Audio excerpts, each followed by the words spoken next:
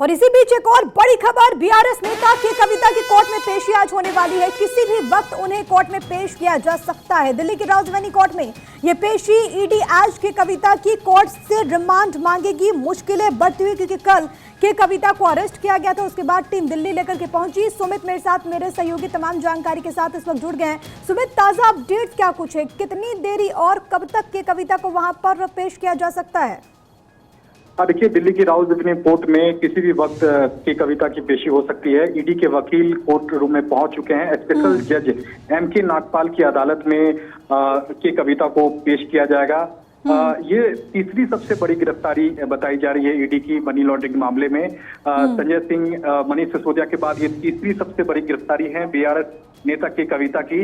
और ईडी जो है वो रिमांड की मांग करेगी क्योंकि लगातार मनी लॉन्ड्रिंग, जो शराब घोटाले से जुड़ा मनी लॉन्ड्रिंग के मामले में ईडी का आरोप है कि पूछताछ में सहयोग जो है वो नहीं कर रही है। जांच में यहाँ ईडी के सहयोग जो है के कविता नहीं कर रही हैं। इसी के मद्देनजर अब से थोड़ी देर में के कविता की कोर्ट में पेशी होगी। कोर्ट रूम के बाहर सुरक्षा बलों की जो है तैनाती कर दी गई है। लेडीज कई जवानों की तैनाती जो है यहाँ कर दी गई है। तो किसी भी वक्त कविता की कोर्ट में पेशी होगी, जहाँ देखना होगा कि कितने दिनों की जो रिमांड है वो ईडी रिमांड की मांग करती है क्योंकि तीसरी सबसे बड़ी गिरफ्तारी मनी लॉन्ड्रिंग मामले में। ऐसे में बड़ी बात है सुमित, है दिल्ली के आबकारी नीति मामले में जिस तरीके से खुलासे हुए और जिस तरीके से ईडी की तरफ से तमाम दस्तावेज प्रस्तुत किए गए, साउथ कार्टेल का जिक्र होता है। और 30 नवंबर 2022 को जिस तरीके से अरेस्टिंग इस पूरे मामले में अरुण पिल्लई की हुई, अरुण पिल्लई को लेकर के कहा जाता है कि वो के कविता के बहुत करीबी हैं। क्या ये संभव है कि जब रिमांड यहाँ पर मिले के कविता की,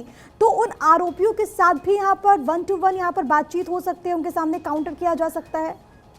जी बिल्कुल, ये संभव है क्योंकि आमना सामना जो है वो ईडी कराना चाहेगी इस पूरे केस में। क्योंकि सीधे तौर पर साउथ की लॉबी से लेकर दिल्ली में शराब घोटाला जो हुआ था उससे पूरा जो लिंक है साउथ लॉबी की बताई जाती है। और इसी के मद्देनजर जो ईडी ने जो सबसे बड़ी गिरफ्तारी, तीसरी सबसे बड़ी गिरफ्तारी जो कल की थी, हैदराबाद से की कविता को गिरफ्तार किया था। देर रात कविता को दिल्ली लाया गया और मेडिकल जो है वो कराया गया। और अब से कुछ ही देर में की कविता की राउज़ रेवेन्यू कोर्ट में पेशी होगी। ईडी के वकील बाकायदा कोर्ट रूम में मौजूद हैं और यहाँ रिमांड एप्लीकेशन मूव की जाएगी। कितने दिनों की रिमांड ईडी कोर्ट से मांगती है यह देखना बेहद दिलचस्प होगा। इसके अलावा कितने दिनों की अगर रिमांड ईडी की ओर से जब मांगी जाती है तो कोर्ट कितने दिनों की रिमांड ईडी को देता है, यह भी देखना बेहद अहम होगा। क्योंकि आने वाले दिनों में कई आरोपियों के साथ आमना सामना भी जो है वो के कविता से कराया जा सकता है। क्योंकि साउथ लॉबी को ये पूरा जो है जो फायदा पहुंचाने का जिस तरह से आरोप पार्टी के अलावा जो तमाम नेताओं पे लगा था,